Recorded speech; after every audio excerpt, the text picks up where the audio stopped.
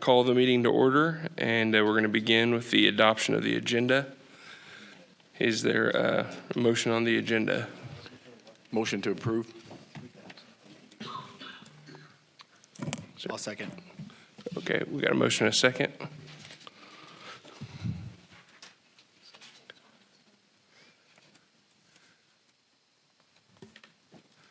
Chairman Peters, Aye. Vice Chair Hayman, Aye. Director Griffin, Aye. Director Vallejo, Aye. Director Itmeyer. Motion carries. Thank you. We'll begin open session with the Pledge of Allegiance. Salute. Pledge. I pledge allegiance to the flag of the United States of America and to the republic for which it stands, one nation, under God, indivisible, with liberty and justice for all.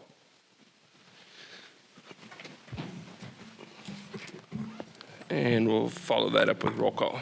Chairman Peters, Here? Vice Chair Hayman, Present. Director Griffin, Present. Director Vallejo, Present. Director Itmeyer. Okay, our next item is item 4, which is public comment. This time is reserved for the public to address the board on matters not on this agenda. No action will be taken on non-agenda items unless authorized by law. Comments are limited to 3 minutes per person. Is there anyone wishing to speak under public comment? Okay, seeing none, we'll move on to board member comments. Are there any comments from the board?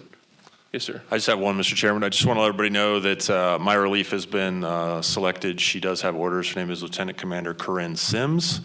She'll be checking on board in July of 2024, so I'll work with April to get her all her paperwork squared away before that. Perfect. Well, I appreciate it. We'll miss having you on the board, but looking forward to meeting her. Well, thank you, sir. Thanks. Thank you for your service. You're welcome. Any other board member comments? I do have one. As you guys will all recall, the Water District hired Clean Energy Capital to do a study for us on the pipeline cost and actual O&M and a detailed cost of operations within the district. We received a draft copy of that, and I have a copy for each board member. So if you guys would like to take a look at that, the Water District would like to present this, and we will be presenting at our June board meeting. So if any of the board members or the groundwater staff has any comments to make about this, we'd like to have those received before the end of the month so we could process that in and look at the numbers. But we used everything that we could with Clean Energy Capital. They're a very good company that went through and made assessments. That's what they do, is they look at job takeoffs and they build estimates for water districts and other entities that are doing projects. So I have that, and I'll present each one of you guys with a copy of that after the meeting, or you can grab it whenever you want, but I do have those here for you guys. Okay, thank you, Director Griffin. Any other comments from the board? Okay, not seeing any. That takes us to the consent agenda. We have items 6A, 6 and 6B, 1 through 4. Are there any public comment on the consent agenda? Seeing none, I'll bring it back to the board for any comments or a motion. I'll make a motion to approve. Second. Chairman Peters, Aye. Vice Chair Hayman, Aye. Director Griffin, Aye. Director Vallejo, Aye. Director Itmeyer. Motion carries. Okay. Thank you. And that takes us to item 7, which is the report on board member referral regarding Little Lake. This was something that was brought to the board's attention, and we looked into it in some detail. So I'm not sure if who's going to be leading that. Phil, are you going to kick that off, or will that be? Mike McKinney will Mike be McKinney. leading that one. Okay, great. Thank you. Good afternoon, Mr. Chairman, members of the board. At the request of Chairman Peters, we were able to take a reassessment of a question regarding the purchase of water supply from Little Lake Ranch, as well as to review the pipeline alternatives or the conveyance alternatives that were part of that or would be needed in order to get that water here. This is not a new assessment, as you will see, or a new review. As you'll see in your packet, there is a memorandum. The water purchase from Little Lake Ranch was looked at in 2019 as a potential water source. It is allegedly to be 2,400 acre feet of available water. That is less than the required 3,000 to 5,000 acre feet of the annual imported water requirement that is included in the GSP, so it's only a partial on that. There would be two possible conveyance methods of that. One would be to interconnect that water into the LADWP aqueduct and convey that down to the Indian Wells Valley, or to build a separate pipeline that would come from Little Lake Ranch through the area and come down into the Indian Wells Valley. Based upon the review and at the request of Chairman Peters, we involved Stetson Engineering in this, as well as the attorneys, to take a look at the various legal issues, as well as what some of the hydrology would look like in this particular case. Again, this is sort of a reassessment of this. What hydrology or Stetson engineers found is that we already use some Rose Valley groundwater when it is received as groundwater underflow into the Indian Wells Valley, and that any removal of surface water, which is really percolated groundwater, according to the councils from Little Lake Ranch, would reduce some of the underflow from the Rose Valley to the Indian Wells Basin. While that's not a proportional reduction, it would have to be taken into account in a hydrology assessment. The memorandum describes how the water runoff and flows. I'll direct those questions to Stetson Engineering regarding that. There are some concerns regarding this would require a Inyo County authority to do that, basically an approval from the county. We believe that there are some political issues with regard to that, as well as some impact on the groundwater that is currently being utilized in the Rose Valley area. In addition, as we have stated, we have looked at and have reported to the board many times the interconnection from the Los Angeles Department of Water and Power Aqueduct to bring imported water supplies into the Indian Wells Valley. The county of Inyo opposes this, and essentially, while they would be required to approve it, they have yet to ever approve any export of native water from the region. Little Lake Ranch probably violates that export ban. In addition, LADWP from 2019 to 2021 had three demands on the Groundwater Authority, basically that we seek approval from Inyo County. Second of all, that we establish a groundwater banking project. And third, that any agreement that we discuss with them would include a 3-to-1 leave behind, meaning that we would have to purchase 3 times the available water that is needed. So instead of 3,000 to 5,000 acre feet, upwards of 15,000 acre feet in order to use the aqueduct. That would be the cost of the conveyance. From 2019 to 2021, we could not mitigate any concerns that Inyo County had with an interconnection into LADWP. The groundwater banking project is extremely expensive, especially given the fact that the basin does not percolate, meaning that it would require an injection well. And the 3-to-1 leave behind agreement would essentially increase the overall O&M and debt service obligations of the interconnection project. Basically, what is going to happen at that particular point is the debt service, the amount of money to buy the extra water and to service the debt for the purchase of that water would go into the O&M of the imported water project, which would be passed on to ratepayers. It is not something that we can mitigate with a grant. There are no available grants for the purchase of water. And so it was seen and presented to the board in 2021. The board decided to tell Capital Corps to discontinue discussions with LADWP based upon these findings.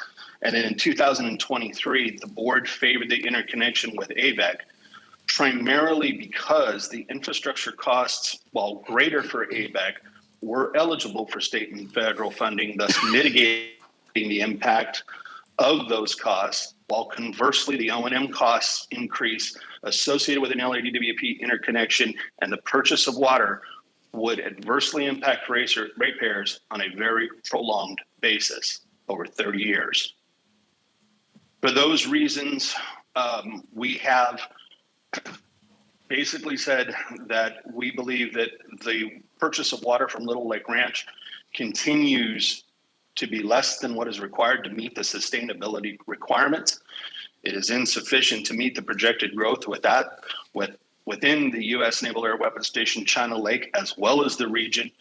And if you were to do a independent pipeline, so not an LADWP or an AVEC interconnection, then that interconnection would not meet the established requirements of the GSP, and Department of Water Resources would likely reject that.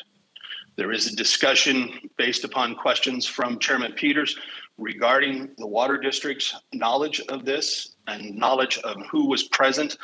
I will leave those to you and answer any questions regarding to that. However, our findings remain as they were in 2021 and in 2023, that the purchase of water rights from Little Lake is insufficient to meet the needs. And second of all, the construction of the alternative pipeline is infeasible. Thank you, Mr. McKinney. Before I go to public comment, are there any questions from the board? I don't have any questions. I have a couple comments. Sure thing. I didn't know where you guys wanted to go from here, but first and foremost, I want to say that the rest of the members of this board serve on, either a county, city, and you guys focus on many items. You're not focused on one item. And as a water district board member and as the rest of our board, we are focused on water.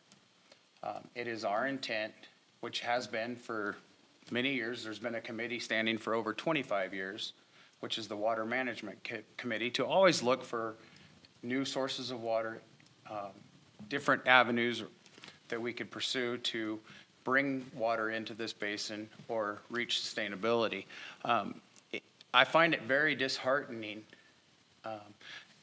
to read this report, which personally I feel is horse shit.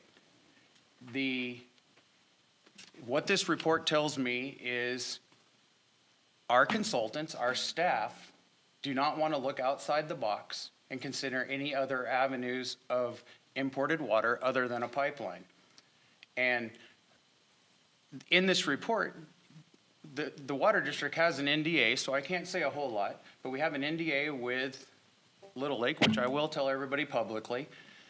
So we can't go into full detail, but I assure you that the 2,400 acre feet that you're talking about, the underflow, you guys are making assumptions that that's what we're talking about. Nobody on this board, except for I believe Chairman Peters and maybe Director Heyman, have been on Little Lake property and reviewed any of this.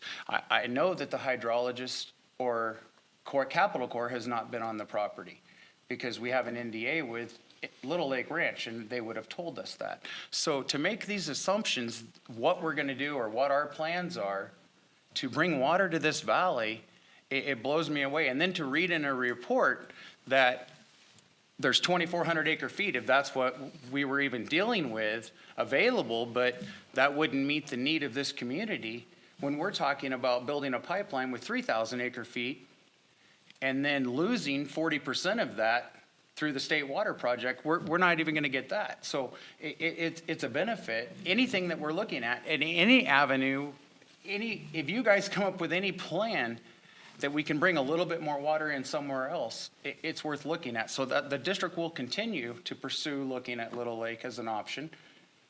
We will continue to do our research and work diligently to try to find a solution to help this basin. But looking at this, it appears to me if there was miraculously a river running through this valley, all of a sudden they would say, oh, well, no, it's not feasible. So we're going to build a pipeline still. We've got to look at every option. We have to think outside the box. And that's my only comments.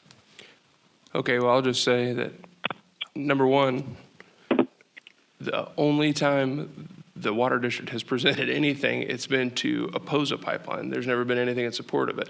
If the pipeline was the only answer to save this community, it seems like the water district would still oppose it. And the only thing we can do is look into the information we've been given, and that's exactly what we did when we had Stetson Engineering review the information. When we brought this proposal, we went and looked at it, shared the information that we received, and this was analyzed by people that know more about this than I do.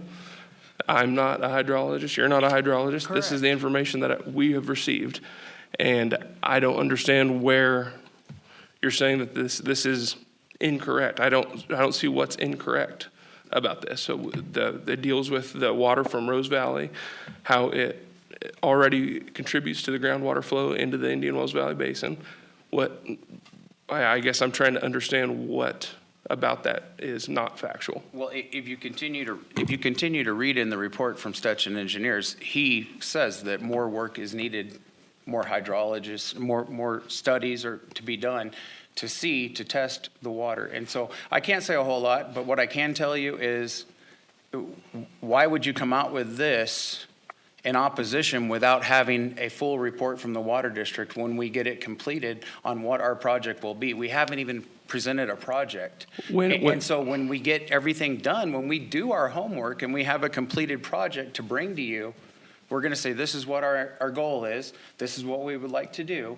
Can we look at it? But to just say, it's not feasible. We're not even talking about the same thing. You guys have, in that report does not relate anything to what we're talking about. Okay, well, I beg to differ because this is exactly what I was told, and I can only go off what I was told, and we did look into it, and that is what was investigated. When has the water district ever said that they have a project that they're putting together based on this? We have not. So how can we do anything regarding that if we don't know about that? We're going off the information that we received. We looked into it because we want to consider every potential source. That's just the fact of the matter. And that's what I'm asking this board is, when the water district gets a final report from our hydrologist and we have everything, we can present it to you and then look at it. But to look at it now and say, oh, it's not even going to work, you don't even know what our ideas or what the thoughts are. And so when we can present that to you, we would like to. As soon as it's complete, we will present it. Okay, well. But to make assumptions, I mean, we can't make an assumption right now because we don't know all the facts. And so when we know the facts, we'll present them. Well, a study based on what we were presented concluded these facts and ended with more study may be needed. I don't get the objection to that, but we'll move on. If there's any other comments from you or any other board members. Sure. So I'd like to say that this board, yes, we all have other jobs. You have other jobs. But since this board was formed, the jobs of the directors that sit on this board has been a primary objective to find and put together a sustainability plan for this valley. We've been laser focused on that. Your comments are false. And so secondly, the AVAC project, could you elaborate on how that loses 40%? What is, if you, through a state water project, what is the average of what water would you get? You get about 60% on average. Is that correct or incorrect? So the, well, I don't want to, I'm not going to get into. Sorry to interrupt, Director Hammond, but could you explain this again? I know we've gone over it several times. Yeah, in I've been closed session, but- explaining this for 10 years in this room now, and it doesn't seem to fit in to people. There's some that just don't want to understand it. There is a reliability factor in the state water project. The reliability factor includes two things. One, the fact that some years are wet, some years aren't. And two, the fact that the system for Table A was never built to actually produce the amount of water that they put out in Table A. So when you're buying Table A entitlement, you should consider your Table A entitlement to be 62% of what you're purchasing. That doesn't mean you don't get it every year. It's a percentage of telling you what, if you buy 8,000, what you really should expect it to be delivered on average is 62% of that.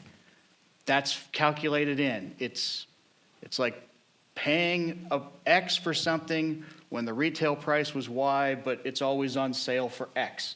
It's actually X is the price. There is no 40% loss. There is a side issue to this, which the water district doesn't seem to want to focus on and is avoiding again with its data packet. This basin needs its aquifer for drought protection. There are dry years. You cannot keep overdrafting the basin to the point that you do not have a drought resiliency supply. There will be years in an import project where you will get 100% of your water. There will be years when you can even get more than 100% of your water and bank it if you have a banking project. There will be years when you get zero. In those years you get zero, you need to be able to rely on your wells and your drought protection here of your basin. But to sit there and just overdraft the basin infinitum without recognizing that drought protection is bad public policy. It's not been adopted by this board. And that very issue was in front of everybody when the GSP was adopted. And I want to remind everybody that the GSP was adopted with the vote of the Water District. The Water District was a deciding vote. The GSP relies on imported water. It essentially relies on imported water from Antelope Valley. The only time the Water District backed away from that was when the replenishment fee came out. And there's discussions you can watch at the Water District about the replenishment fee, where it became very clear they were upset about the replenishment fee. One of the issues they were upset about was the fact that de minimis pumpers were getting 800 acre-foot free of charge. So, yes, we need an import project. Yes, there is a reliability factor to it. Yes, the Water District understood that. I'll go further. The Water District has, I am aware of at least 4 reports that I can call out right now claiming the Water District needs to import water. Water District has bought farmland in Inyo for the purpose of importing water, not recognizing that getting that water here is nearly impossible, and it's not an adjudicated basin, so you can't transfer the overlying right, but they've made that effort so far. So I don't know what I'll add one other thing. I hear today that the Water District's position is it's its job to go out and find water supplies. That's a really interesting point to me, because their attorney, in response to a staff report written to the city asking the Water District to finance its water needs, its water purchase, at a time when the water purchase would have been at historically low interest rates. The attorney's response to that at the public meeting of the Water District was to assert that Mr. Lemieux's memo, which stated that the Water District had the duty to find water supplies for itself, the attorney for the Water District expressly stated that was not the Water District's duty. Now, today we're hearing it's their duty. We do know it's this GSP's duty. It's this GSA's duty. It is this authority who's regulating groundwater's duty. And I want to add one other thing about a GSA. GSAs are all made up of those that have planning authority for the community. A water district arguably just retails water. It's the planning authority that determines what can be built, how it can be built. And water is the predicate for all development. So who should really be in charge of the water supply? The planning authorities or the retailer whose sole job really is to make sure whether or not meters are functioning and people are able to turn their water on at the tap? You can't have a planning agency. You can't plan for development if you don't have water supply. So the water supply really is a function of the planning agency. So, Thank you. Sorry, I'll go back. oh, no, good. And so I'd like to continue. You made a comment, Mr. Griffin, about, the river, if there's a river of water underneath this valley, or that we would find some way to circumvent that. That's absolutely false. We have made it very clear, these other board members have stated it in public, I have, that if there was other sources of water that can be brought to the table, we will definitely and openly look at that. That's been said time and again, so to make those statements is just, it's not correct, and you're off on another tangent. The other thing is that if you can bring us an increased amount of water at a cheaper price, or maybe not even the cheaper part because water's not cheap, we'd gladly look at that, but you haven't done it. You say when the water district completes its task. Well, that's your history, which is factually based over your pattern that has developed over the years that this agency has been tasked with this job, has been to put off, deter, and not follow through. So when is a huge word to use when we're looking at when are you going to complete this? You're procrastinating. Again, we want we think we need a water project. We're imported water, but let's do everything we can to not let that happen. And to me, this is just another way of putting it off. You guys have had decades to be looking to the future of the water needs of this basin and have failed in that. Well, and I disagree your with comments your are- comments. I feel that the water district has been very proactive, and I don't feel the district is stalling in one bit. We are working very hard to get everything completed so we can get a package in so you guys can see what we're trying to do. We want to solve the problem, and Mr. Hall made some comments that, we're working in opposition of importing water. We are not. That's why we are doing projects. why is it always a secret? We are working in opposition of the pipeline currently because I do not feel the pipeline is the ultimate source for this valley. Why is it always a secret? Why can't you bring the data you have and say, this is what we got, guys? Let's work on this. We could work on it as a team. We have literally dozens of other people that can assist and work toward the common goal. The reason it's a secret is the same reason that you guys don't share information with us that is, as far as even the Navy model is not shareable with us. I've brought that up several times. We can't even run model runs on the Navy model because you guys won't make it available to the district. So we are trying to do any project we can do to look at alternative sources to import water into this valley. It could be multiple sources. It could be 3 or 4 sources. We're not asking for one source. I hear talk. Wait a minute, let me finish. I didn't interrupt you. It could be 3 or 4 projects working together to try to solve this solution to bring the basin into sustainability. We are not overdrafting or don't want to continue to overdraft this basin, as Mr. Hall said. That's not the goal of this district. The goal of this district is to come up with a solution that will bring the basin into sustainability by 2040, as required by SGMA, through multiple projects, whatever they may be, to try to bring this basin into an affordable sustainability. But you guys know yourself that this pipeline is going to be very costly. And if we can work and find other solutions locally, we feel it will benefit. And to say that my comments are false, there is no documentation to say it's false. This report, I'm telling you, is not what we're working on. And that's what's come out. And so that's all I'm trying to clarify, that what is written in this report is not what the water district is solely working on. We are not in any way talking about the 2,400 acre feet of underflow from Rose Valley. Not a consideration. We understand that's there. And we're not trying to impede that or reduce that amount of flow coming in. Any other questions or comments from the board? Yeah, I just want to make absolutely clear that when I sit on this board, I wear a hat that's in the best interest of this valley and this basin. That is my duty and that is my obligation, and I take that obligation seriously.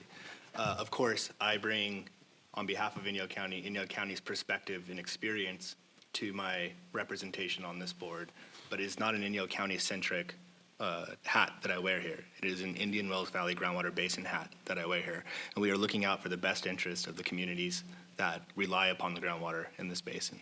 So I just want to make sure that's clear. And I understand that you are now requesting that before this board react or respond to any water district effort to identify imported water sources that are different than what we've already identified and approved to move forward with, you want us to wait until those proposals are final and ready to go and I guess fully baked, if you will. But I'm informed that meanwhile, the water district is trying to undermine the AVEC solution that we are already pursuing by contacting our state and local representatives to try to get them to oppose the AVEC project that we have already moved forward with. So I don't think you can have it both ways. If you're going to start trying to undermine the AVAC project based on your other solutions that you're working on, but not bring those solutions forward to the public, that doesn't sit well with me. And I think it's imperative that this basin begin to do the actual work necessary to bring in water from a project that is tangible, practical, and possible, not just academic. Because from Inyo County's perspective and experience, trying to export water out of Inyo County into the Indian Wells Valley is not going to work. It's not going to be possible for a variety of reasons. And it's not feelings, it's for a variety of tangible, economic, environmental, and other reasons that we have to live with and deal with, already being a community that is relied upon as a resource colony by the city of Los Angeles. So just want to make sure that's clear, and that it is really important for us to look at all the alternatives, but in the meantime, we cannot delay what we need to do. Because if we do put off the AVEC project for the next number of years to explore other projects, we are that much closer to this basin just failing completely and the state taking over and the Navy wondering if this is a viable long-term solution for their operations. I appreciate your comments, Director Vallejo. And I also want to make a comment. What I was saying, I did not mean to say that any one of you weren't focused. I was saying that you guys have several jobs and you focus on lots of things. And the water, we're focused on water only. But I know you guys all work very diligently and you're dedicated to this board. So I want to make sure that's stated. Thank you. Mr. Chairman, Michael McKinney, I'd like to make a clarifying comment, if I may. Yes, sir. The water that has to be delivered to the Indian Wells Valley needs a conveyance system. It is not a question of there is not a pipeline or there is a pipeline. It is a question of which direction that pipeline goes and who it is connected through. Is it an independent pipeline? Is it attached to the LA Department of Water and Power's aqueduct, or is it through AVEC?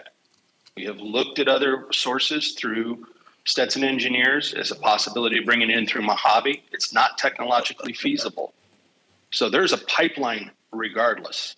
The question is what's the conveyance system for that? If it is an independent pipeline out of Little Lake Ranch, it is insufficient to meet the GSP requirements. If it is an LADWP, there is not 3 votes on the Inyo County Board to get that approved.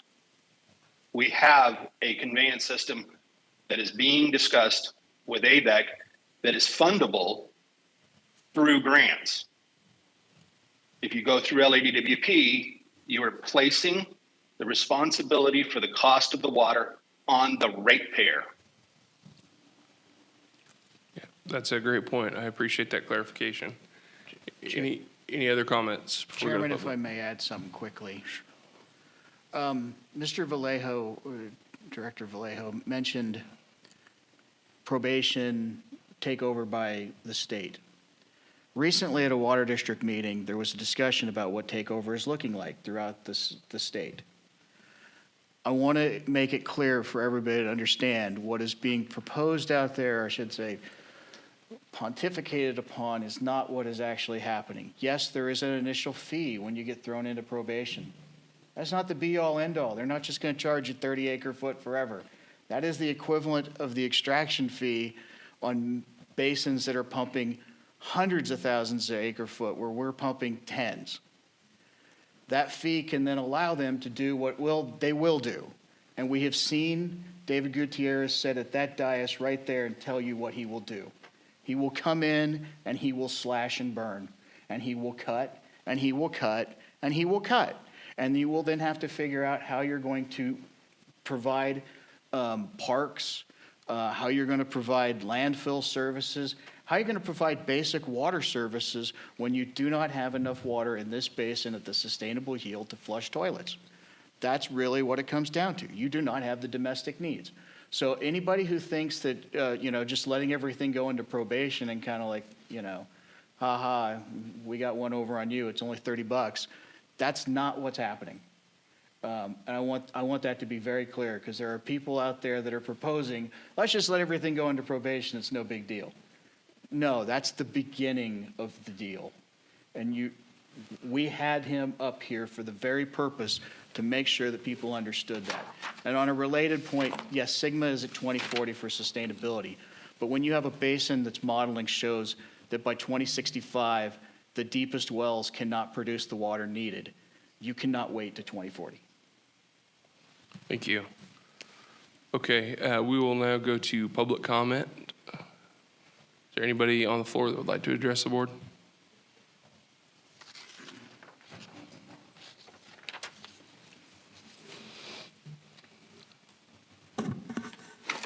Yes, this is Wes Katzenstein, a private well owner and member of the Policy Advisory Board. And a concern I've had is that I believe there probably is 2,400 acre feet a year coming in from Rose Valley. And that could be put under threat if DWP continued to try to make inroads in Rose Valley. We have to be very thankful to Inyo County that they are managing Rose Valley. I think they're using Little Lake as kind of the canary in the mine and not letting Little Lake drop below a certain amount. And that is, I believe, that is the main mechanism for protecting that water that we are certainly getting a bunch of from Rose Valley. Now, if somebody else gets their meat hooks on the water that might be sold from Little Lake Ranch, for example, DWP, that could be a threat to our water supply. We need to recognize, as I understand it, that Rose Valley is neither our official groundwater basin, nor is it in Inyo County's official groundwater basin. I believe your groundwater basin ends at the dam at Haywee Reservoir. And so basically I'm sorry, go ahead. They're both our basins, but only one of them is subject to Sigma. Well, it's in both of the basins, I mean, geologically, but legally, who manages it, I'm wondering? Yeah, so, I mean, the Owens Valley Groundwater Basin is a separate and distinct basin from the Rose Valley Groundwater Basin. Both basins are in Inyo County is all I was referring to. Only one of them is managed by a GSA at this point. So there is an intent for you folks to manage legally Rose Valley as well. Yeah, of course, we have just general oversight and management as the county, just not as a GSA. And for example, Coso Geothermal has an operating permit that is tied to Little Lake levels and other environmental triggers. And yes, LADWP is interested and actively investigating the ability to create a project in the Rose Valley. So it might be a good defensive measure. Of course, money doesn't grow on trees, but you know, if we could wrap up the water rights, Little Lake Ranch, bearing in mind that it might be almost impossible for anybody to export that water as it's managed by Inyo County, it still might be to our best efforts to do that. And I suppose, you know, I did a tongue-in-cheek study a couple of years ago when the replenishment program was being put in place, and I was concerned that the farmers weren't going to take, some of them were going to take advantage of that. And I did kind of a calculation. Okay, if you had to, what is that water really worth? And if you had to truck it in, that was what and this was kind of a fun thing. But I said, let's figure out what that water's worth. I started calling around to a few places that might provide water that could be trucked. Well, no, we don't truck it to Ridgecrest. So I contacted a guy up in Rapid City. Our son lives in Rapid City. He said, yeah, we want to export to Ridgecrest, but here's what it would cost if we would. Trucking water is hugely expensive. And if we get to the point we have to truck water in this valley, we have a big problem. Well, if we were to manage or somehow control the water rights in Little Lakes, in the Little Lake Farm or whatever it is called, that might be a fallback that perhaps Inyo County might approve on an emergency basis. It could be a source for us to truck water if we blunder to the point in this valley that we don't get the job done. So I realize I'm kind of wandering here a little bit, but that source of water could potentially be a safety valve for us. And in any event, it would be nice to see if it could be managed in such a way that DWP isn't trying to convince Inyo County to let them take it out of there. So those are my somewhat disorganized thoughts. Thank you. Thank you, sir. Any other public comment from the floor?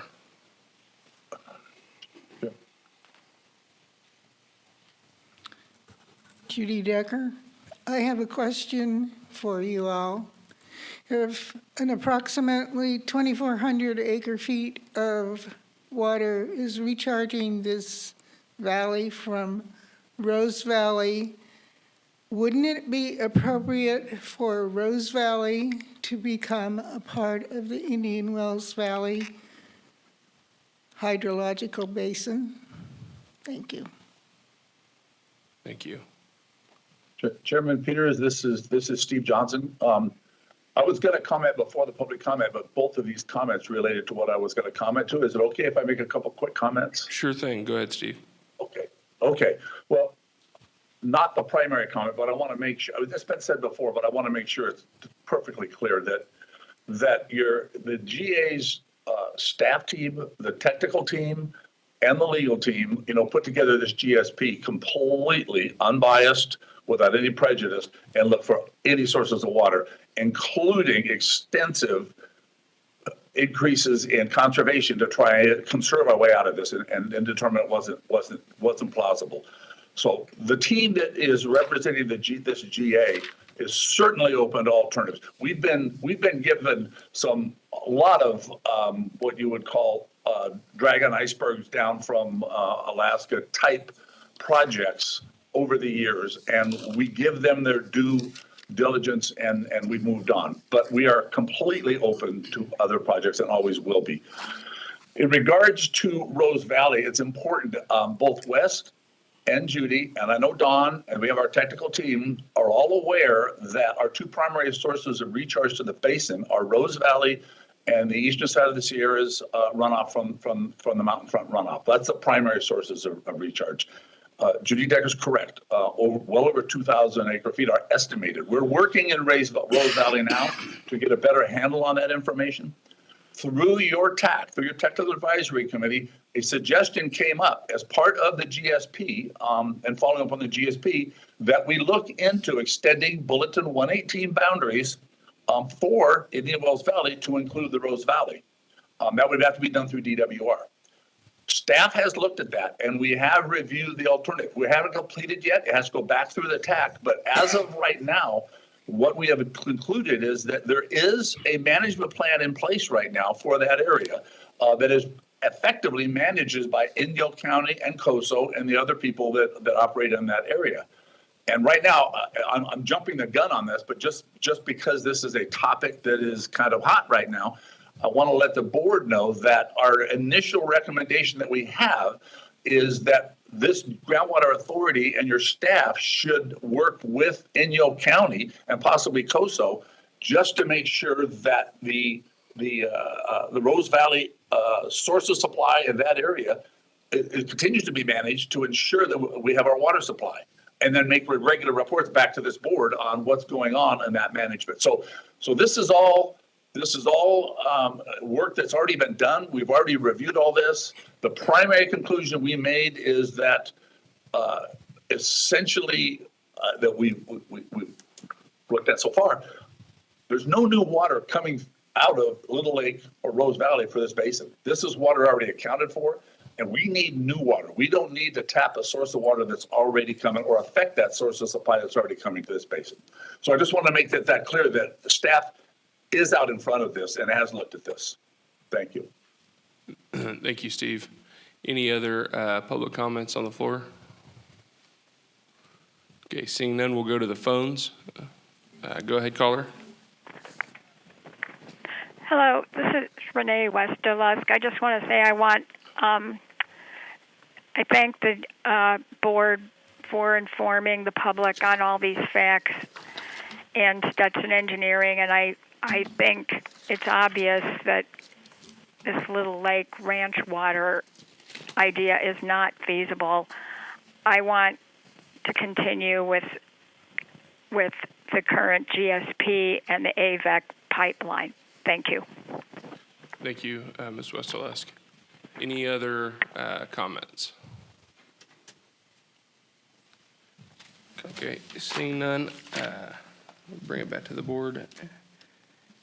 That doesn't require a vote, right? So it's just information. So we'll move on to item number 8, and that's a public service announcement regarding the groundwater adjudication lawsuit filed by Indian Wells Valley Water District and the litigation's impact on small domestic well owners in the valley. Thank you, Chairman. I'll be taking this one. First, I want to start off by saying it's really disappointing that we're having to have this conversation. In preparing this and why we got here, I noticed that the two informational meetings that the Water District had with its attorneys in this hearing room are not really posted out on YouTube to find very easily. In fact, one of them I had to find through looking through a posting of a current Water District board member's wife related to it, and a posting in which she said that the reason for the adjudication was to, in fact, fight the allocation chart. But here nor there, you can't find these hearings, these informational meetings. It's about 5 hours worth of informational meetings.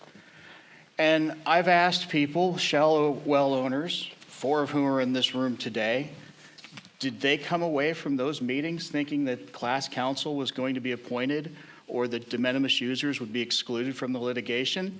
And I believe they all think that's exactly what they came away with, because that is the impression the Water District was putting forward. That is not where we are right now. Water District has expressly opposed class counsel, and the Water District has expressly stated to the court that they will seek default judgments on all de minimis well owners that do not participate. So, yes, it sounds really outlandish to have 800 attorneys in an adjudication representing de minimis well owners. I recognize that the Water District's attorneys expressed that also, but that's sort of where we're at. So this is to let everybody know that if you're a shallow well owner, you should be acknowledged of this. All well owners should be on notice that the failure to participate in the district's litigation will impact them negatively. Attorneys don't like certainty. I can tell you with certainty, you will be impacted negatively if you don't participate. All landowners that wish to drill a well in the future should be on notice, likewise, that their failure to participate will impact them negatively. And this is in part because of the Water District's objections, where there's going to be no class counsel for small well owners or landowners. At least that's where it's looking right now. If a group of small well owners seek to get approval of the court for a class, they might be able to pull it off. But right now, you're moving forward with no representation. The Groundwater Authority cannot and will not be providing small domestic or well owners or landowners with legal advice. Likewise, the Water District can't. And class counsel isn't going to be appointed again unless well owners band together to ask the court to do so. Now, to understand what this impacts, and we need to look at what is a small well owner to begin with under the GSP. So let's have a little quick overview of the GSP. Under the GSP, there's no restriction on Navy pumping, none whatsoever. First phase of trial at request of the Water District will be a determination of what the Navy can in fact actually pump. But under the GSP, the Navy has no restrictions. Shallow well owners are permitted to pump up to 2 acre-foot per year for domestic purposes without charge under the GSP. That pretty much follows what all previous adjudications have done. And I'll have more on that in a minute related to the meetings that occurred. But keep in mind, if you're a small well owner under the GSP, you get to pump 2 acre-foot, there's no charge. Water District was the general counsel for the GA at the time of the GSP's development, and the Water District was the deciding vote in favor of the GSP, which relies on imported water. The California Department of Water Resources has approved the GSP. It was one of the first to be approved, and as we've seen by discussion earlier about probationary districts, not everybody's being approved out there. The key to the sustainability plan is imported water. This isn't new news. People have known since at least the 90s. I believe Judy made comment just 2 days ago that she's known since the 80s and has asked for imported water in this basin. But in the 90s, a DEND report was prepared for the Water District. It sought imported water. The Water District itself has adopted 2 water assessments looking for imported water. And its recent urban water management plan relies on additional pumping that cannot be met by the sustainable yield of the basin. So again, more imported water. Water levels have been declining in this basin for 80 years. It's not new news. More recently, water levels have been dropping by upwards of 2 acre-foot per year in the areas that really are where the small de minimis wells are. So we have small domestic wells are especially susceptible to these level declines. And they don't have any counsel in this adjudication right now. And anybody who's looking at the data packet that has now been put out, which relies essentially on continuing pumping, but does not discover what is recoverable water, has no idea of what recoverable water is, didn't even analyze recoverable water, means they're not really looking at what is the impact to shallow wells. The replenishment fee chart itself, which seems to be what caused all of the rigmarole, was out for several months before its adoption. In July, when it was put forward, there is a 5-hour water district meeting where they have an extensive discussion about the chart. At one point in time, board members in that meeting said they'd never seen the chart before, and they had to be corrected that, yes, they've seen it and have known about it for a while. So very late in the process, the water district objected to the city receiving water for city parks, the county receiving water for landfill dust control, and the allotment of 2 acre-foot per year for small well owners. In fact, of particular note and relevance for small domestic well owners, the Water District board member and former GA representative from the Water District publicly stated in that meeting, quote, "There is no reason for any well pumping without a fee, 2 acre-foot per year. Our job is to worry about our ratepayers." It's worth noting that Water District board members were supportive of this statement, including the board member who voted for the GSP. The Water District's objections to the allocation chart were not supported by other GA members. Water for city parks, landfill dust control, they support the Navy mission and personnel. Obviously, you need a place to take your dust, and obviously you need a place to go play soccer with your kids. The allotment of 2 acre-foot was in part dictated by SGMA regulations. And I can tell you as a water attorney for 20-plus years, that 2 acre-foot in SGMA is really related to what's happened in other adjudications where de minimis users, those in some adjudications 5, I believe Antelope Valley is 3 and Mojave was 5, not affected at all by the adjudication. If you have a small well, for domestic purposes, you can pump. After unsuccessfully threatening to sue the GA over the fee, the Water District filed its adjudication lawsuit against every pumper in the basin. Every pumper in the basin has been brought into that lawsuit, including the Navy and small domestic well owners. The district's adjudication lawsuit is, again, suing all pumpers and property owners in the basin. The Water District suit seeks to determine if any water rights everyone may have, including the Navy and small domestic pumpers. The Water District's counsel recently told the court that the district will seek default judgments against anyone, including small domestic pumpers, if they fail to participate in the litigation. Now, what is a default judgment, I'm sure? Well, think of it as a sports game when you're in court. A default judgment is effectively a forfeit. You've been sued, and you decided that you weren't going to show up for the game. You forfeited. In other words, if you fail to participate in the litigation, you will very likely lose your water rights and to Water District and others, such as its litigation partner, Mojave Pistachio. So,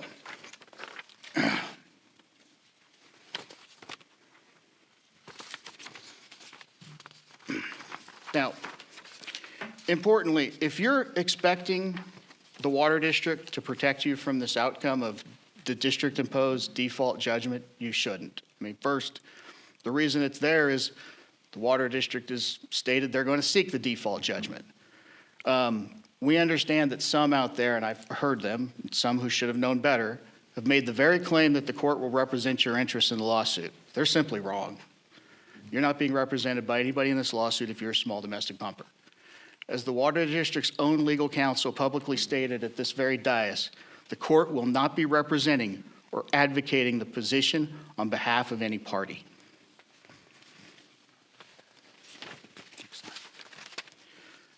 Now, I understand this may be confusing, because I watched those hearings too, or informational meetings, we'll call them, and I walked away with the idea that the Water District was going to seek to exclude, through an exception to adjudications, de minimis users, and/or get them class counsel. And that's not what happened. We also, I've seen their public comments regarding the Navy small pumpers and class counsel.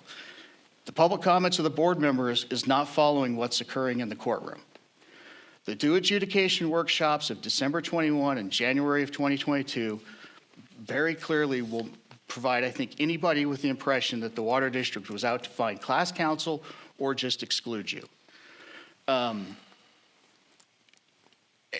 This is all confusing too. Another confusing item was at the last Water District board meeting, or I should say the meeting before that, one of the Water District board members, in response to a question from a member of the public, stated the Water District was well aware that it may lose its own water rights in the adjudication it filed, but it filed it anyway. Next. So, we understand the public comments could reasonably lead anyone to believe that small domestic well owners would be excluded from the litigation or class counsel would be appointed. As I've said, that was the impression I came away with. We also watched in that very same hearing, informational meetings, the same attorney publicly state in other adjudications, small pumpers, pumping as much as 3 acre-feet, were excluded from the litigation or provided class counsel. Now, since then, we have heard that, well, we have to make everybody involved because it's the only way to bring the Navy in. I want to point out this 3 acre-foot statement was made in relation to the Antelope Valley lawsuit. The Antelope Valley adjudication included the Air Force. So there was an exclusion for small pumpers, and the Federal Reserve right was considered. So I'm not certain why the Water District now has this position that you can't do that. Next slide. So, reality is reality. To date, Water District board members have been claiming they support domestic well owners, but it's quite hard to find that support in the actions. They have ability to find you class counsel, to support the GA's position to get class counsel, or to exclude you from the lawsuit. They haven't. They've strenuously opposed our efforts to have class counsel appointed, and the Water District has opposed the GAF efforts to, again, exclude you from the litigation. Excellent. So there's some general questions that I think anybody should be posing for the Water District now. We're nearly 4 years into the filing of the litigation. What does the Water District expect to gain from its litigation in partnership with Mojave Pistachio? You file a lawsuit that's going to have millions of dollars of costs. You should have a plan. I'm not certain what the plan is. What's the Water District's plan for small domestic well owners? It seemed that they were going to be excluded or given class counsel. Now, I'm not sure where that is. If the Water District supports small domestic well owners, why is the district opposed excluding them from the litigation? You can't say it's because we have got to bring the Navy in when we have an adjudication just down the road that dealt with the Navy's Federal Reserve right, according to its own attorney. And again, why would you oppose class counsel? And I'm sure right now I'm going to hear that Phil made up a bunch of this, Phil made up a bunch of that, Phil, because that's usually what happens. But I want to read from their own FAQ for a moment. It is unclear how the judgment will impact private well owners. You need to participate in the lawsuit to protect any rights you may claim. Note, whether property owners participate or not, you will be bound by the ultimate judgment the court enters. So that's really all I have. I think if you're a small well owner, you should be considering what your options are. And that's it. If anybody have any questions. Okay, thank you. Are there any questions from the board? I have a few comments and questions. Mr. Hall, I guess my first question would be, in those two adjudications that you mentioned, were those small pumpers issued class, or were they under default, and under the default, they were awarded the de minimis use at no charge? Because the way I read the report is that it was included in order to meet the McCarran Act. They were included, but they were, that was the amount of water that was given to the de minimis users, and that is the district's intention also, is to allow the de minimis users to pump and protect the small well owners. We've said that from the beginning. Now, you understand the McCarran Act probably better than I do by far, because I'm definitely not an attorney. So to get it clear for me, and the Navy's here also, if a comprehensive adjudication is what is required by the McCarran Act, is that correct? Yes, it is. Oh, okay. So if not all pumpers are served, is the McCarran Act upheld? That isn't the issue. I'm asking that question. Is that true or is that false? The issue is they have been served. I understand that, but So under the the McCarran McCarran Act is Act, met. I understand that. But if we exempt them, the McCarran Act would no longer be met because we would be Incorrect. removing them from the class of the lawsuit. Incorrect. Okay. I will explain it differently again. You can include them and have them impacted by the judgment. But the judgment could say, you get 2 acre-foot, just like this GSP does. Absolutely. Your council is not doing that.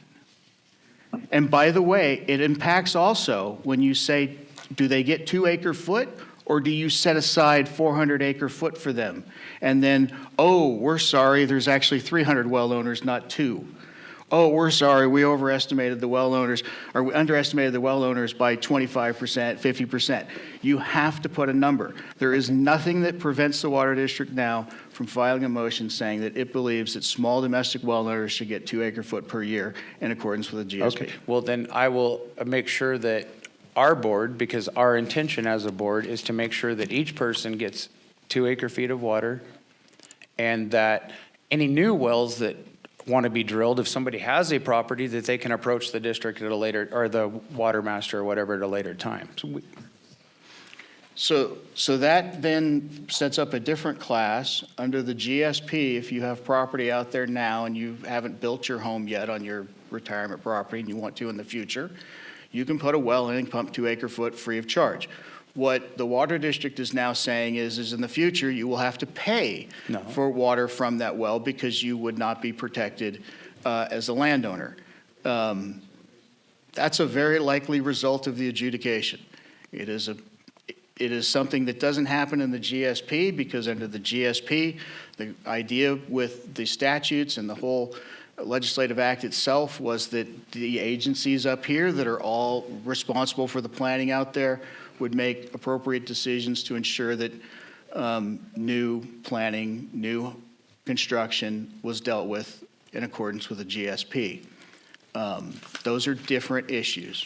Okay. Aside from that, though, you really need to determine who all of these well owners are. And one of the reasons why you would do that with class counsel is class counsel is able to find them. And if somebody falls through the cracks, through the class counsel mechanism, they're still represented and brought into the adjudication. I am not certain, in fact, I have one guess as to why the Water District does not want class counsel for domestic well owners, and that's they don't want yet another attorney opposing what they and their litigation partner, Mojave Pistachio, are cooking. Because right now, on one side of the table, you have the Navy, the city, the county, the GA, which includes other counties, essentially all of the governmental entities. And on the other side, you have a farmer who's new to the basin and the Water District that doesn't want to pay a replenishment fee. I'm not certain why we would oppose class counsel for this group. By the way, I also want to point out at the last Water District meeting, there was a comment thrown out there that the GA tried to delay the adjudication lawsuit by pointing out that the water district had not properly served all of the small domestic well owners. That is not true. What occurred was the water district did not properly serve all the small domestic well owners, didn't follow the statute. GA didn't consider it much of an issue at that point because that would be cured by class counsel. And then once the water district opposed class counsel, it had to be pointed out that the water district in serving did not follow the statute. So while Director St. Amand wants to say that we were delaying, in fact, we were making sure that the adjudication would have proper jurisdiction over everyone because the statute was not properly filed. Thank you. A few more questions. If you go to page 3, there's some statements in here. The water district objected to the city receiving water for city parks, the county receiving water for landfill dust control, and the allotment of 2 acre-feet of water free of charges to small well pumpers. Could you tell me where you got that information? Because the water district has formally never made that statement as a voted on or approved, and I don't think that we have ever objected to the city park being watered. Now, maybe one of the members of the board could have made a comment, but that would be like this board right here stating that, or the water district stating that the GA board said this because Chuck made that comment on the GA board, but the GA board did not decide that. The GA board made a decision. Not one person could make a comment, but that's not the whole interpretation of the board, and that was not voted on. So to put that in writing that the water district objects to the city parks, because I believe the majority of us want the parks watered. We want our town to look good. We want people to water their trees. We want to see the dust control. I don't know where those comments would come from. And so to turn it like that, it bugs me, Phil, that we want to work together, but yet this is completely just a slander. This whole thing is a slander. And why would we put this out? I appreciate your perspective because you weren't on the board at the time. But wait, let me finish. Let me finish. You can go watch the meeting. Okay. And you will watch those statements. Now read number 2 on the next slide. It's worth noting that other water district board members were supportive of the statement. I will tell you that anybody who watches that 5-hour meeting is going to walk away going, what was going on? Why did the water district's representative on the GA say he'd never seen an allocation chart and have to be told by both of his staff members that this chart had been out for months? Let me finish also. Those objections were exactly taken from that meeting, and they were supported. That is what I will say is a direct quote from those meetings. You can go watch them. I thought about showing them in here, but if you're going to say that I'm slandering when I'm quoting your meeting, I'm going to take offense to that. I'm quoting the comment directly. If you are a small pumper today and you're looking at the water district board members, you should know that 3 of them sat in a room supporting a statement. There is no reason any well pumping without a fee 2 acre-foot per year. Our goal is to worry about our ratepayers. I will go further to say from that moment forward, the water district's relationship with the GA was fractured. From that moment forward, the water district threatened the GA, didn't get its changes with threatening the GA for litigation over these very issues, and then filed a groundwater adjudication. And Chuck, you haven't said it in public, and it hasn't been said in public, but everybody knows the reason the adjudication was filed was the water district was under the impression that filing the adjudication would stop the replenishment fee.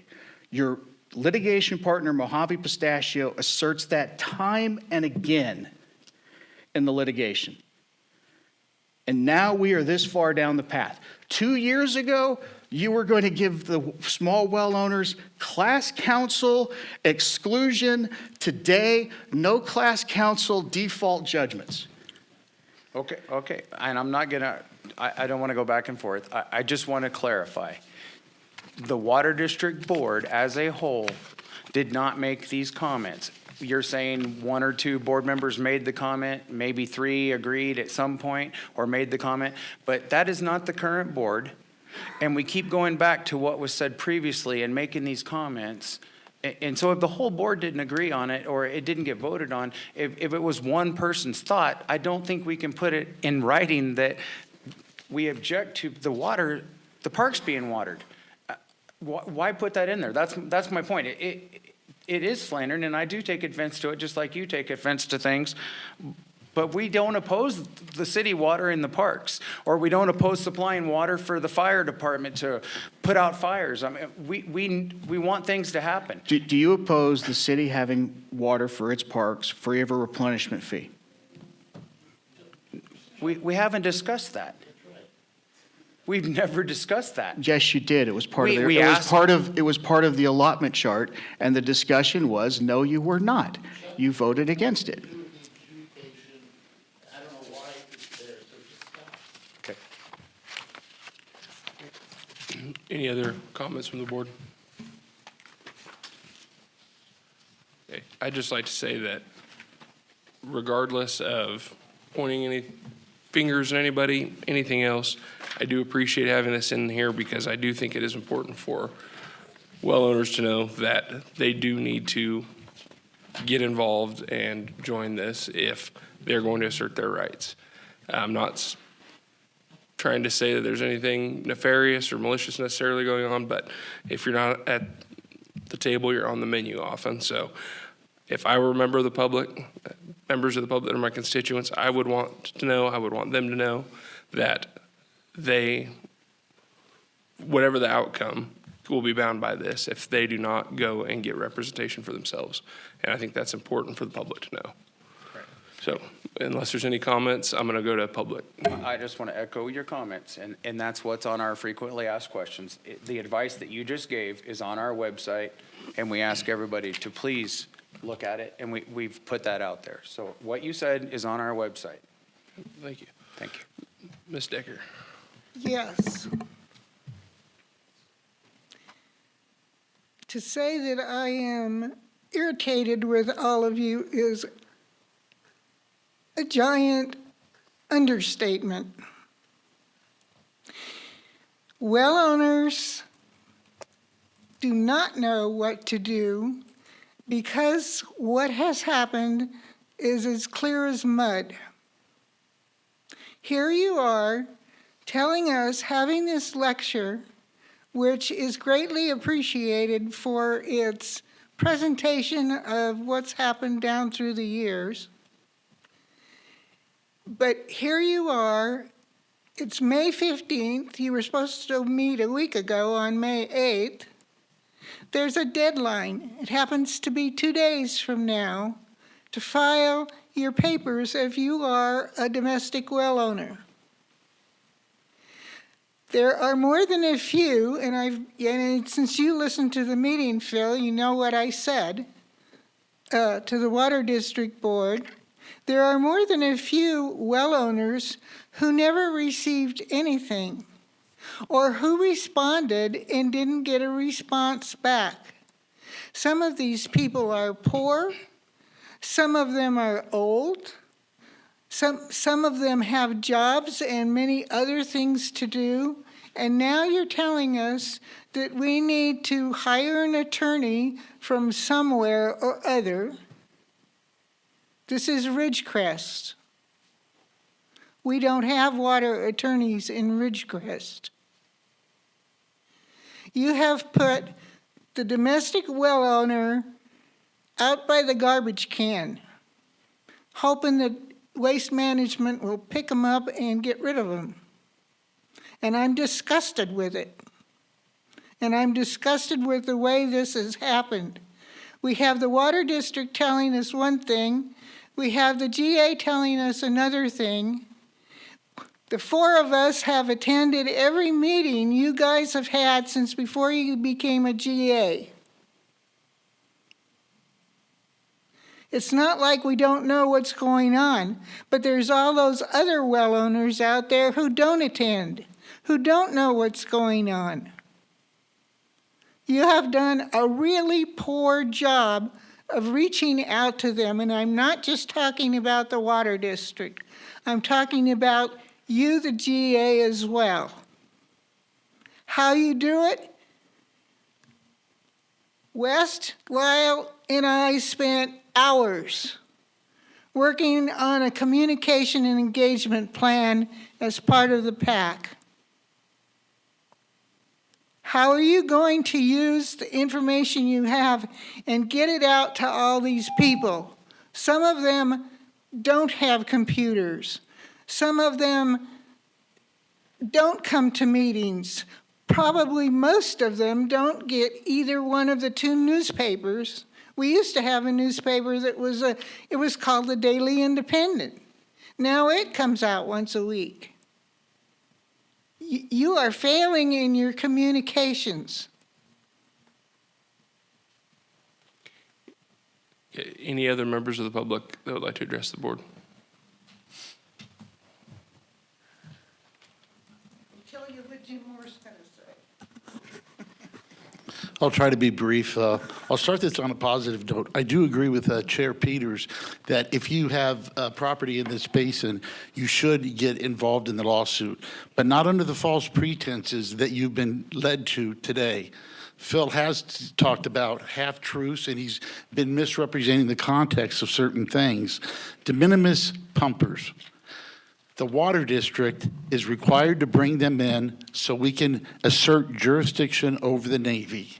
It's done in every adjudication where there's federal interest. There's nothing unusual about it.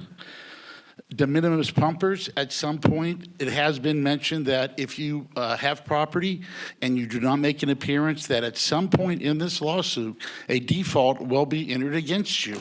Again, this is not an unusual process for a lawsuit. When you have, at the end of the lawsuit, you have to default people or dismiss them. If you default them, it doesn't mean you lose, Phil. It doesn't. It means what you've done is you've lost your opportunity to say something to the court. In the case of a de minimis, it doesn't mean you're going to lose your water right. As Chuck has said, I'm not going to put numbers down, but the district's position is anything that is supported by the district in terms of a proposed physical solution will unequivocally support the de minimis pumpers. So there's nothing unusual about that. Class counsel, every party objected to class counsel. The Navy, they were neutral, but they objected to the GA's representation as a conflict of interest. It's interesting to note that there's been like 29 to 31 adjudications in this state. You know how many class counsel has been appointed? One. AVEC. Why? It's not needed. You're going to be protected. You don't need to go out and get your own attorney. You can represent yourself if you feel it, but all it means is you lose the right.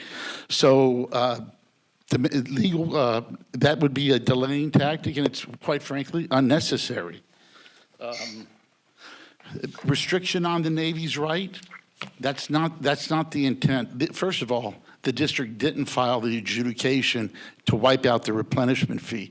We filed the adjudication to do what the GA is unauthorized to do, and that is to have a court set an allocation for the water rights in this basin.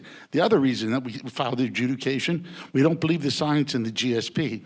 We don't work under the premise that there's 7650 and just under 2 million an acre feet. We believe that there's additional science that shows a lot more. So those are reasons we filed the lawsuit, not for the replenishment fee, not for the allocation chart. Like you said, Phil, you don't know what Water District Council is thinking. You take statements from 2 years ago and then you try to bring them in a false narrative, and that's not it. The Navy did not object to having to adjudicate their water rights. When the judge set the trial, Navy counsel stood up and said, that's fine. Why? It's a natural part of the comprehensive adjudication. It's why the Navy, why the federal government waives its sovereign immunity in this one instance, so they can, so we can go ahead and figure out their water rights. So if you're going to tell the story, at least tell it in context and be more truthful, Phil. That's all. Well, I have some thoughts about what was just said, and it was mentioned that class counsel was only appointed in one adjudication, and the federal government only waived their sovereign immunity in one situation. This is a special situation, and that might be a reason why class counsel is needed. I'm not a water attorney by any means, but I know that as somebody that has been involved in legal issues, I don't want to rely on the magnanimity of anybody that's at the table. I want to represent my own interests. I know that it was said at the last meeting over a month ago that people need to seek class counsel. I know that it was the position of the GA that we argued for class counsel, and that was opposed. Those are facts. That's not even in question. So I do agree with Ms. Decker. I think that the arguing, the infighting, the pushing opposing narratives out there does everybody in this basin a disservice. This has been going on for a decade. People need to understand the basic facts of it, where we're at right now. And I agree, we should be doing a better job with some of the engagement. I don't know, again, I'm not a lawyer, how that service works, how making people aware of that opportunity is supposed to go. You might be able to shed some more light on that. Sure, Chairman. Let's be clear about something. Yes, there's been a couple dozen adjudications throughout the history of California. One is Tehachapi Cummings. Occurred while I was still in diapers. There was no class counsel in that one. Class counsel didn't really even exist at that point. Class counsel is a outgrowth of AVEC and issues that have been going on with adjudications for years. They leave people behind that do not have representation. That's why class counsel is out there.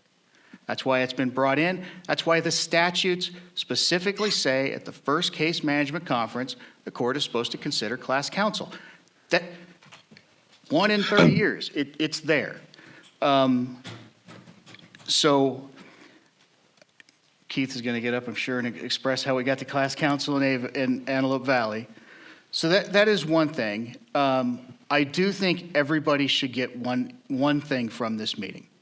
File an answer. You need to file an answer. You own property in this basin. You want to protect your rights. You have a well. File an answer. Get involved. How many people file an answer is going to be very determinative of what occurs in this adjudication. And that is a key issue. Thank you. And I'd like to comment on Phil's comment about file and answer. And also, for anybody that is listening, the district did ask that fee be waived, so the fee is waived for any de minimis user that wants to file. It's normally, I believe, around $1,000. And we asked the judge to please waive that fee for any de minimis user, so. For anybody. Okay, we're still in public comment, so I'm going to go to Mr. Lemieux. Yeah, would you like me to provide some explanation about the class counsel historically? That would be great. That'd be useful. So understand that historically, small pumpers may or may not be included in an adjudication for the simple reason that it's a question of scale. If you've got, the main San Gabriel Basin, the small pumpers there may have accounted for less than 1% of the pumping. So it was not practical to bring them in, and there wasn't a need to bring them in. And that's usually what happens. In this particular case, we have the same situation as Antelope Valley, but more. In Antelope Valley, there were dormant landowners and also small pumpers that collectively were not a trivial part of the pumping, the basin, number one. And number two, because the federal government was involved, there was a need to include all of the parties that potentially had water rights. So in that particular case, for the first time, I think, we developed the idea of having class representatives class counsel to represent those classes. Just for clarity, in this particular case, it's that, but more so, because as we know, the projected small pumping from the small landowners is not only a non-trivial portion of the safe yield, but could be 10, 20% of the safe yield. So you have I think what would be the most extreme situation that would favor class counsel in my view, because A, we've got to have jurisdiction, and B, we need somebody to present information that would explain to the court how much, who's out there pumping, how much it is, What's the impact on the basin? Right now, there's no party that would come forward to do that. So essentially, you know, as Phil was trying to say, what the Water District's saying, what Jim Worth said is correct. You know, you don't have to appear, but if you don't appear, then Mojave Pistachio and the Water District and their litigation partners will tell you how much water you get to punt. That's the bottom line. Thank you. Any other public comment on the floor? Okay, seeing none, we'll go to the phones. Go ahead, caller. Hello, this is Renee Westolusk. I have sort of a suggestion and a question. Could Mr. Hall post his slides, those documents that he presented at this meeting on the GA's website, just so that any last-minute domestic shallow well owners could go there and read what would be important to them and still maybe be able to file an answer before the deadline? And then also, could this be brought up in the court, explaining to the judge that these domestic shallow well owners really weren't informed enough and that they needed more time and further extend the time to file an answer? Could that be done? Thank you, Ms. Westalesk. I believe that as part of the backup information for this will be posted along with the agenda. It's already on the website. Okay. And then as far as an extension for consideration of this, I don't know anything about that from a legal perspective. So Anybody could seek a motion with the court to extend that time frame. I'm a little concerned about getting into a situation where we're putting motions out there that conflict. For example, the comment was the GA wanted to be class counsel for the shallow well owners. That is not the motion that was filed. Motion filed was you needed class counsel because of all the reasons for service. We offered as the GA to be class counsel to protect 2 acre-foot and less, but that was it. We also proposed alternative counsel. It wasn't just objection to the GA. It was objection by the Water District to any class counsel. So if the Water District is willing to file a motion asking that the time for answers be further extended, I'm sure that, well, I at least would advise the board to support that. I'm not going to speak for you on your policy choice on that, but I will say this for those that don't know on this board. Judy the other day made mention that Judy Decker, of all people, has not actually been provided notice of the lawsuit. So, Judy, is that correct? It was just posted on your property and one property and not the other? Maybe you should explain what your concerns are with whether or not people have been properly noticed so far. Well, forgive me, I'm not an attorney, thank goodness. The last document, what's the official title of it, Jim? That we are to send in by Friday? The initial disclosure. The initial disclosure. We did receive original documentation. We came to both meetings, of course. And then, even though Don had given them his email address, we got some things for a while, and then we didn't get any. Not realizing that after every court conference and hearing, something was put together by Murphy and Everett and sent out, till we talked to someone, and they had this giant stack of papers. Well, I contacted, and she's very responsive, Emily Medueno at Murphy and Everett's, and she then sent us all the missing information. We have 2 pieces of property, one in the county, one here in the city on Ward Street. We get all of our mail on Ward Street. Oh, the post office is going to get mad at me. It's Ward Avenue. the document Jim just mentioned somehow did not get mailed to us. They saw the address that was created by the Edison Company when they put power there, and they took it there, and there's no mailbox there because we get all of our mail at our city address, and they rolled, it's a big set of papers, rolled it up and stuffed it between the gate and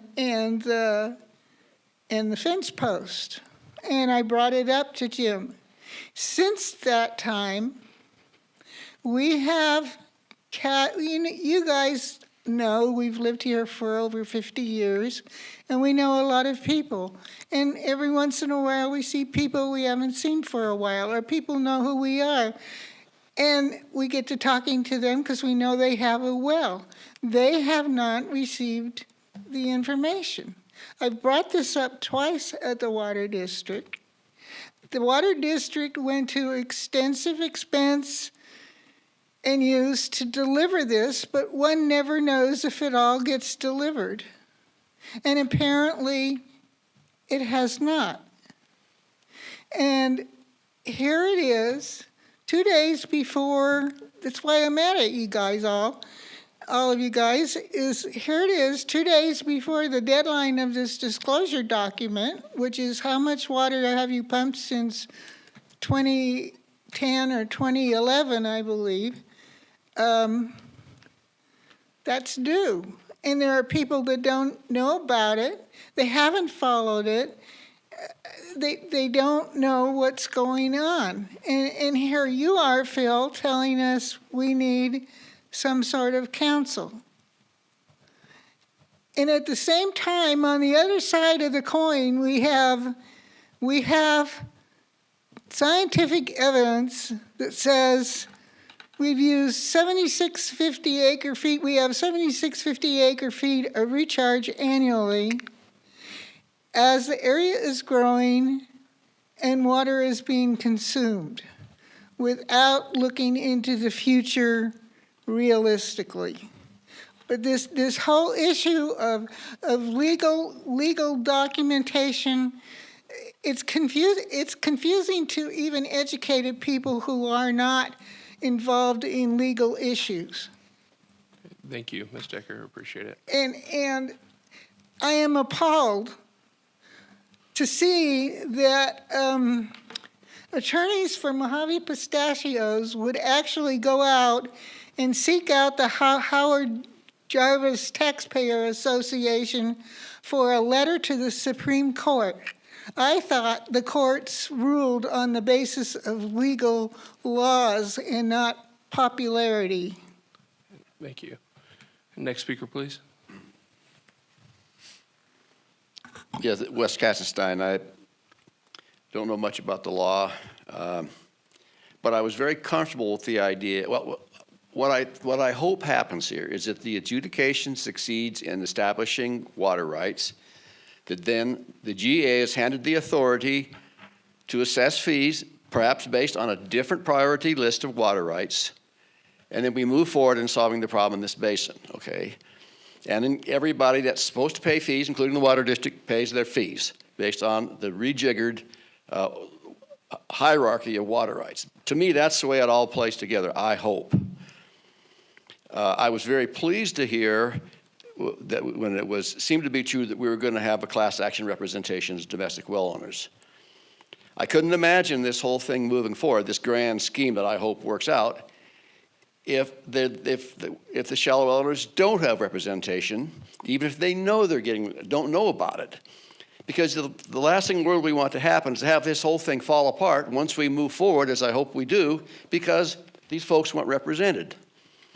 I couldn't imagine anybody opposing the concept of a class representation for the domestic well owners. I cannot imagine anybody who wants this to succeed, any organization, the Water District or anyone else, I cannot imagine them opposing the concept of a council that would represent the shallow well owners.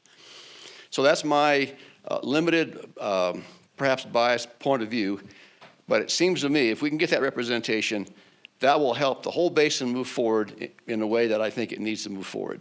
Thank you. Thank you. Okay, any other speakers? Any other comments from the board? Director Vallejo? Just that, the makeup of any given board at any given time is going to be different in the future than it is previously, but past is prologue, and we're here based on prior board actions, prior council actions, prior actions of our respective agencies. As someone who is relatively more well-versed than the average in legal issues, I do still scratch my head at the purpose of the water district's intent, the water district's intent in filing this lawsuit along with Mojave Pistachio, given the fact that our GSP recognizes the Navy as consuming the entire sustainable yield, and then the Navy turning around and essentially granting the water district on its own behalf to utilize that water for Navy purposes, essentially. And an ultimate likely outcome of an adjudication would only serve to reduce the Navy's water right. That to me is clear as mud as to the water district's intention. And I do wonder if this new makeup of the water district might rethink its purpose and strategy in this lawsuit. Thank you, Director Vallejo. Okay, we will wrap that up and we will move on to item number 9, and that's the Water Resource Manager's Report. And for that, I'll turn it over to Steve Johnson. Great. Yeah. Good morning. Still morning. Still. Thank you, Chairman Peters. I'll try to make this quick. You guys have been hanging in there for a while. We got some absolutely great news from April this morning. We got some payments. We've been reporting for a long time that we back and forth with DWR, various reasons for delay, but today April received payments for invoice number 1, 4, 5, and 6 under the implementation program.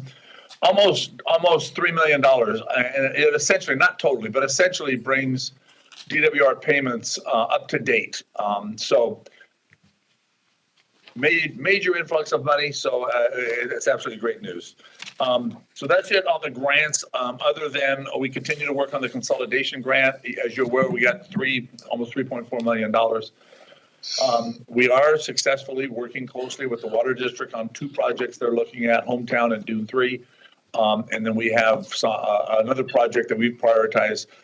Some of you may have seen some of the correspondence back and forth on water quality issues related to the Rademacher Avenue, or we call it the Rademacher well. I'm not sure there is a Rademacher, but the water quality in that area. So we are working on that and trying to figure out the best way to work through that with the staff, with legal, and with Capital Corps. Mike McKinney's working on that too. So moving on to the implementation project, the Water Resource Manager Report is written, and it's in the same format we've always provided it in. We provided a review of the work done in this last month on the Imported Water Project under Design Services, and then we end with what our next steps are. Key to that is a 60% design report by August of this year, and plans for the 90% design by September. So it's moving along. We do have environmental issues that are being worked on. Under the environmental section, again, we walk through in the written report what's been done this last month, and at the end, talk about next steps and what's being done, what needs to be accomplished in the near future, next milestones. Lastly, we have the right-of-way services. Right-of-way services are proceeding without any real issues. We're expecting a draft of the right-of-way plan soon, a right-of-way acquisition plan. But by June, we anticipate having a final acquisition plan for right-of-way for the pipeline. There is a section that reviews the shallow well mitigation, identification, investigation, and mitigation program, and the applications that we've looked at. We do list Rademacher there. We're not sure right now what it should be looked at under. It'll be either a shallow well policy that we have, possibly emergencies and services under the shallow well policy, or it'll be under just a consolidation evaluation. So we're working on that right now. I have a section in his written report that was prepared by Jeff and the staff on the GSP. It covers both the periodic evaluation and schedule for the draft releases, and also the submittal process to DWR. Jeff will go through that, but I'll just wrap up by saying a couple things. He'll probably cover a little bit on where we're at with the Model 2 and our technical modeling group. We are still working on the Rose Valley for the second monitoring well in the Rose Valley. Right now, we're working with the permitting for the second monitoring well, and we'll be coming back with a schedule for that project. So maybe I'll turn it over to Jeff, and maybe he can wrap it up with a short discussion on the GSP and where we're at. Thank you, Steve. Good morning, everyone. Just to remind everyone, the Sigma doesn't require that we update the GSP on any set basis. It does require that there be a periodic evaluation every 5 years at the most of the GSP that's been approved, and an evaluation to look at whether certain aspects of the plan are still getting us towards sustainability, or whether there's any modifications that need to be made to the plan to help us get to sustainability. And there are specific areas that need to be reviewed that are listed in the Water Resource Manager report for that periodic evaluation, and we've revised the schedule for putting those sections out. We've got a section in the Water Resource Manager report about the modeling. The calibration of the modeling took longer than we thought, and that's impacted our schedule in the periodic evaluation. But we have a revised schedule. We'll be getting the first section of the draft section of the periodic evaluation out here in the next 2 weeks for public comment and review. That section will be on the new information that's been collected since the GSP was approved. Next month, we anticipate having 3 sections of the periodic evaluation out for review. Those would address the groundwater authorities and enforcement action. There'd be a section on review of our monitoring networks and any changes that might be needed for that. And then a section on outreach, engagement, and coordination. Then the subsequent sections will come out in July and August. We're targeting we're going to put them out for 2 weeks for review. We'll get the comments in, revise them, and have a complete draft of the periodic evaluation around the 1st of September. The sections of the periodic evaluation will identify whether the GSP itself needs to be amended, whether there are changes needed. And we anticipate there will be some sections that need to be amended. We'll start, once we get comments on the sections of the periodic evaluation, we'll start doing draft amendments of sections of the GSP itself and start producing those in July and get the rest of them out in August and early September, and have a complete draft of the amended GSP by the end of September. Put that out for a month's review and comment, and anticipate bringing that back to the board in the meeting in January for approval before we submit it to DWR. I did mention the model. The model is essentially, it is calibrated now. We've done a baseline modeling run with that.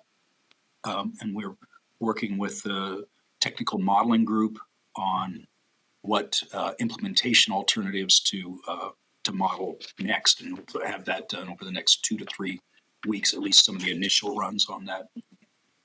And that concludes what I had to present. I'd be glad to answer any questions. Thank you. Any questions from the board? I just have a comment. Jeff, thank you for putting these updated dates in here. I had a board member question when we were going to start seeing some of these from the January meeting. I think the dates were listed February, March, and April, so they were asking that. So I appreciate you putting these dates in here so I can take that back to them. Thank you. Thank you. Any other board member comments? Any members of the public have any comment? Are we going to are you talking on the whole report? Just what we've heard so far. Oh, okay. I just wanted to ask Steve real quick. I know Mr. Janik is having, some family issues, and I give my best wishes there. I was just curious about a PAC meeting. We haven't had one in a while, and I was curious when that was going to happen again, Steve. I know a PAC member came to our board meeting and was questioning that also. That's a good question, Director Griffin. I'm not sure either. I'm thinking for our purposes, it'll probably be tied to just recent schedule on releasing draft documents with both the periodic evaluation and possibly the amendments, but it would be with the packet that attack both. It would go to staff team, we'll go to the GA staff team first to get comments, and then likely go to our pack attack committees. But that's all I have right now. I know David Janis does work with Carol at different times on what they're working on for the pack, but that's all I have right now. Okay, thank you. Okay, that looks like all the questions. Okay, go ahead. Actually, it's Judy Decker again. I was going to ask what Chuck asked about having a PAC meeting, and I am the vice chairperson of that group. If you should desire to have a meeting, I would be willing to work with Carol on it if David is unable to do so. However, with the adjudication, I don't know how many PAC members are left that could come to a meeting. Thank you. Thank you. Chairman, if I may for a second. The real reason we have not had any PAC meetings is we're not certain, well, I'm not certain, we're not sure what the PAC right now would be looking at. Like, we don't have any tasks for the PAC at a staff level. If we're missing a task that somebody would like to propose that, you know, the staff group is missing and needs PAC input, please reach out to us and let us know. But the reason we really haven't had any PAC meetings is because we haven't had any items for the PAC. I suspect that's going to change in the coming months as we move into this GSP. But for the past few months, as you probably noticed, our agendas have been pretty small here at the GA, at the board. So that's really what has been going on. Okay, thanks, Phil. Okay, Steve, anything else? Sorry, I need to unmute. No, I don't. Thank you, Chairman. Okay, thank you. Okay, we'll now go to the general manager's report, and I don't see Carol's name. Are you on the line, Carol? I am, Mr. Chairman. Great, thanks. Thank you. And let me echo what council just said. That's absolutely why we haven't had a PAC meeting. We just have not had any items recently to refer to the PAC. And of course, that's the basis generally for how they get their items is referred from staff. But we will look forward to doing that once we have some information on the GSP periodic evaluation. I see that the financials didn't make it into the packet, but you should have copies of them in front of you. And so if you have any questions, by all means, let me know. We've been short on revenue to date this year, but as Steve reported, we did just receive a good amount of reimbursements on our grant invoices from DWR. So I believe those are more than 2 million. So that's it's a welcome relief to our grant expenditures.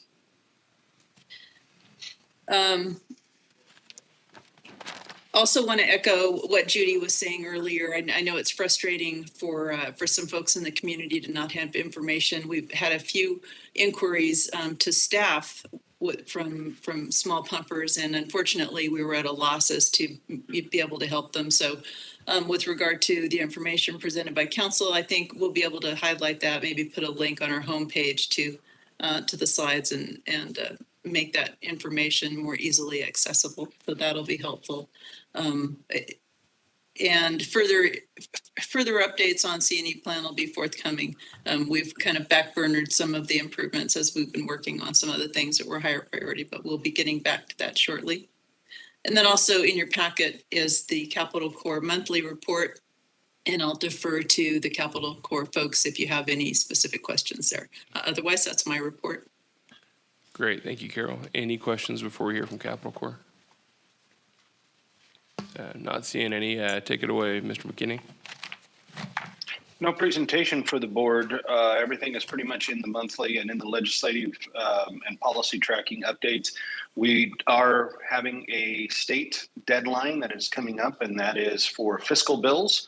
The fiscal committees have to report all fiscal bills that were introduced this year by, I believe it is next Friday. So we will be weeding out further legislation, but beyond that, I will just answer any questions you may have. Great, thank you. Any questions for Mr. McKinney? Not seeing any. Any public comment on the general manager's report? Okay, seeing none, since we're kind of doing things a little bit backward in this meeting, we're now going to take public comment on closed session.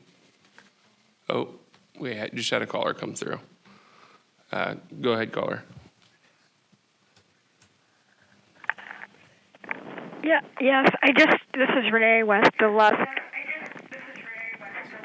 Yes, go ahead. I just wanted to ask Mr. McKinney about any funding that was from, I guess, leftover from last year. There were all these bills that the Congress supposedly passed, I guess, the end of March or April or somewhere in there. They finally agreed on some bills to pass to fund the government. Was anything allotted for us getting grant money for the pipeline? You would be talking, Renee, about the fiscal 24 appropriations bills, the 12 pieces of legislation that fund our federal agencies and government. Right. There were no specific earmarks requested by the authority in fiscal 24. There is a earmark request pending for fiscal 25. There always are particular grants that work in various agencies that we are looking at various point in times. The grants that we would be focused on would be out of the Environmental Protection Agency, the Bureau of Reclamation, or potentially even the Army Corps. And to some extent, the Department of Agriculture, although most of those are set aside for agricultural related entities. So we are always looking for those, but we did not have any specific earmarks in fiscal 24. We do in fiscal 25. Okay, thank you very much. Thank you. Sure. Okay, with that, we'll now go to public comment on closed session.